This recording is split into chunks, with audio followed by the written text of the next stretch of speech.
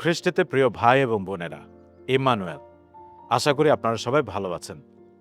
আজকে আমাদের বাইবেলের পাঠ হলো এফেসীয় তার ৫ অধ্যায় ১ থেকে ১৪ পদ। এই পাঠের আলোকে আমাদের শিরোনাম হলো আলোতে চলো, খ্রিস্টের মতো জীবন যাপন করো।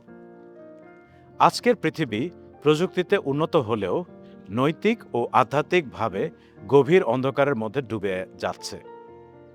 মানুষ সত্যের চেয়ে মিথ্যা, পবিত্রতার চেয়ে ভোগ আর ঈশ্বরের চেয়ে নিজের ইচ্ছাকে বেশি মূল্য দিচ্ছে।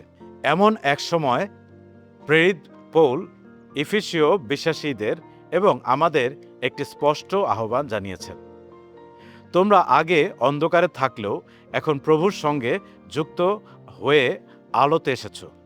আলোতে পূর্ণ লোকের যেভাবে চলা উচিত তোমরা সেইভাবে চলো। এফেসীয় তার ৫ অধ্যায় ৮ পদ। এটি কেবল একটি পরামর্শ নয়, এটি একজন খ্রিস্ট বিশ্বাসীর পরিচয়। এখান থেকে আমরা প্রথমত শিখতে পারি ঈশ্বরের সন্তান হিসাবে ঈশ্বরকে অনুকরণ করো। পদ ১, ঈশ্বরের প্রিয় সন্তান হিসাবে তোমরা ঈশ্বরের মতো করে চলো। পৌল বলেননি ঈশ্বরকে শুধু সম্মান করো বা ঈশ্বরকে প্রশংসা করো, তিনি বলেছেন ঈশ্বরকে অনুকরণ করো।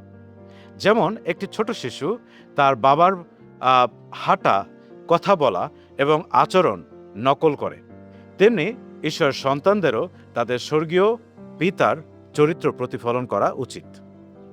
আমাদের জন্য প্রশ্ন হলো, মানুষ কি আমার জীবনে ঈশ্বরের চরিত্র দেখতে পায়? দ্বিতীয়ত, আমার ব্যবহার কি আমাকে একজন খ্রিস্টের অনুসারী হিসেবে পরিচয় করিয়ে দেয়? প্রথম পিতর তার ১ অধ্যায় ১৫ থেকে ১৬ পদে আমাদেরকে মনে করিয়ে দেয় যে তোমরা সমস্ত আচরণে পবিত্র হও। খ্রিস্টীয় জীবন শুধু বিশ্বাসের বিষয় নয়, এটি প্রতিদিনকার জীবন যাপনের বিষয়। দ্বিতীয়ত, ভালোবাসার পথে চলো। পদ ২, খ্রিস্ট যেমন আমাদের ভালোবেসেছিলেন ঠিক সেইভাবে তোমরাও ভালোবাসার পথে চলো। যিশুর ভালোবাসা শুধু কথার ভালোবাসা নয়, এবং তিনি নিজেকে উৎসর্গ করে তিনি তার ভালোবাসা প্রমাণ করেছিলেন। আজ আমরা প্রায়ই বড় বড় ত্যাগের কথা ভাবি, কিন্তু ঈশ্বর প্রায়ই আমাদের ছোট ছোট দৈনন্দিন ত্যাগের মাধ্যমে ভালোবাসা প্রকাশ করতে বলেন। যেমন পরিবারের জন্য সময় দেওয়া, অন্যকে ক্ষমা করা, অন্যের বোঝা বহন করা, নিজের সুবিধা ত্যাগ করা। এগুলো ঈশ্বরের কাছে সুগন্ধযুক্ত উৎসর্গ। যদি আমরা সত্যি খ্রিস্টকে অনুকরণ করি, তাহলে আমাদের ভালোবাসা হবে নিঃস্বার্থ, ক্ষমাশীল, ত্যাগসুলভ, শর্তহীন। তৃতীয় যে বিষয়টি রয়েছে তা হল আলোতে চলার অর্থ পবিত্র জীবন যাপন করা। পদ ৩ থেকে ৭ পদ। পৌল কয়েকটি বিষয় খুব স্পষ্টভাবে উল্লেখ করেছেন, যেমন যৌন পাপ থেকে দূরে থাকো। তিনি বলেন ব্যভিচার, অশুচিতা, নোংরা কথা, অশ্লীল রসিকতা এসব যেন বিশ্বাসীদের মধ্যে শোনা না যায়। আজকের সমাজে এগুলোকে স্বাভাবিক বলা হয়, কিন্তু ঈশ্বরের বাক্য বলে এগুলো ঈশ্বরের লোকদের মানায় না।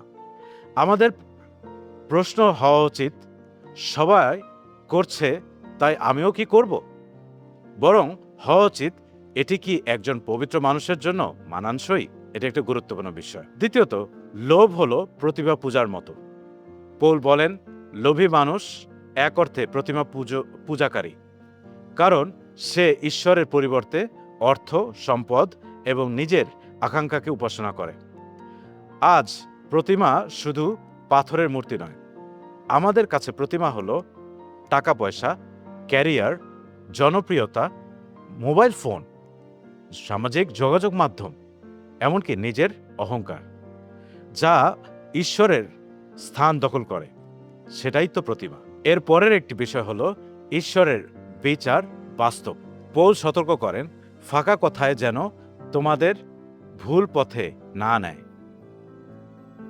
আজকে অনেকেই বলেন সবাই তো করছে, তা আমি করলে কি হয়? ঈশ্বর এত কঠোর নন, তিনি ক্ষমাশীল। পাপ বলে কিছু নেই, যে কোনো কিছু করাই যেতে পারে, কিন্তু ঈশ্বরের বাক্য বলে পাপের পরিণতি আছে। ঈশ্বর প্রেমময়, কিন্তু তিনি একই সঙ্গে ন্যায় বিচারকও। চতুর্থ যে বিষয়টি আমরা এখান থেকে শিখতে পারি তা হলো, তুমি শুধু আলোতে নও, তুমিই আলো। পদ 8 থেকে 10। এটি এই অধ্যায়ের সবচেয়ে শক্তিশালী সত্য। পৌল বলেননি তোমরা আলোতে আছো, তিনি বলেছেন তোমরা এখন প্রভুতে আলো স্বরূপ। অর্থাৎ আলো আমাদের চারপাশে পরিবেশ নয়, আলো আমাদের নতুন পরিচয়। যখন খ্রিস্ট আমাদের জীবন পরিবর্তন করেন, তখন আমাদের চিন্তা বদলায়, কথা বদলায়, চরিত্র বদলায়, সম্পর্ক বদলায়। আলোর তাহলে ফলটা কি? পৌল 3টি ফল উল্লেখ করেন। প্রথমটি হলো ভালো ফল বা ভালো কিছু, দ্বিতীয়ত হচ্ছে ধার্মিকতা, এবং তৃতীয়টি হচ্ছে সত্যতা। যেখানে এই 3টি আছে সেখানে ঈশ্বর কাজ করছেন। পঞ্চম যে বিষয়টি আমরা শিখব এখান থেকে তা হলো অন্ধকারের কাজ প্রকাশ করা। পদ 11 থেকে 13। পৌল বলেন অন্ধকারের নিষ্ফল কাজের সঙ্গে যোগ দিও না। তিনি বলেননি অন্ধকারে থাকা মানুষদের ঘৃণা করো, বরং পাপ থেকে দূরে থাকো, কিন্তু পাপীদের প্রতি খ্রিস্টের ভালোবাসা দেখাও। যিশু কর আদায়কারী ও পাপীদের সঙ্গে বসতেন, কিন্তু কখনো তাদের পাপকে সমর্থন করেননি। আমাদেরও তাই করতে হবে। তিনি আহ্বান করেন জেগে ওঠো। পদ নাম্বার 14। শেষে পৌল একটি শক্তিশালী আহ্বান দেন। তিনি বলেন, হে ঘুমন্ত লোক, জাগো, খ্রিস্ট তোমার উপরে আলো দেবেন। এটি শুধু অবিশ্বাসীদের জন্য নয়, এটি শুধু অবিশ্বাসীদের জন্য নয়। অনেক বিশ্বাসীও আত্মিকভাবে ঘুমিয়ে থাকেন। তারা গির্জায় আসে, গান গায়, প্রার্থনা করে, কিন্তু তাদের হৃদয়ে আগুন নেই, তাদের হৃদয়ে ঈশ্বরের বিশ্বাস নেই। তারা হারানো মানুষদের জন্য কাঁদে না, তারা ঈশ্বরের জন্য উৎসাহী নয়, তারা খ্রিস্টকে জানে না। আজ খ্রিস্ট আমাদেরকে ডাকছেন, জেগে ওঠো। আমাদের জীবনে বাস্তব প্রয়োগ হতে পারে এই বাক্যের আলোকে। তা হলো, আজকে আমরা নিজেদেরকে 5টি প্রশ্ন করতে পারি। আমি কি সত্যি ঈশ্বরকে অনুসরণ করছি? আমার ভালোবাসা কি যিশুর মতো? আমার জীবনে কি এমন কোনো পাপ আছে যা আমি লুকিয়ে রেখেছি? মানুষ কি আমার মধ্যে আলোর ফল দেখতে পায়? পরিশেষে, আমি কি আত্মিকভাবে জেগে আছি নাকি ঘুমিয়ে আছি?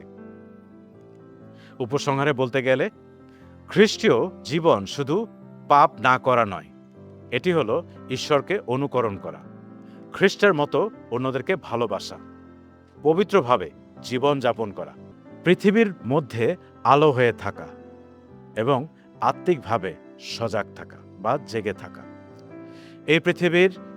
এই পৃথিবী অন্ধকারে ভরা, কিন্তু ঈশ্বর আমাদের সেই অন্ধকারের অভিযোগকারী নয়, আলো বহনকারী হিসাবে পাঠিয়েছেন। যেখানে একজন খ্রিস্ট বিশ্বাসী থাকে, সেখানে মানুষ যেন খ্রিস্টের আলো দেখতে পায়। আজ যদি পবিত্র আত্মা আপনার হৃদয়ে কথা বলে থাকেন, তাহলে নিজেকে এই প্রশ্ন করুন, আমি কি এখনো অন্ধকারের কিছু কাজ আঁকড়ে ধরে আছি? আমি কি সত্যি খ্রিস্টের মতো অন্যদেরকে ভালোবাসছি? আমার জীবন কি অন্যদের কাছে যিশুর আলো প্রতিফলিত করছে? আসুন আমরা ঈশ্বরকে অনুসরণ করি, তার মতো করে জীবনযাপন করি এবং তাকে গৌরবান্বিত করি। ঈশ্বর তার নিজ বাক্যে আমাদের প্রত্যেককে আশীর্বাদ করুক। আমেন।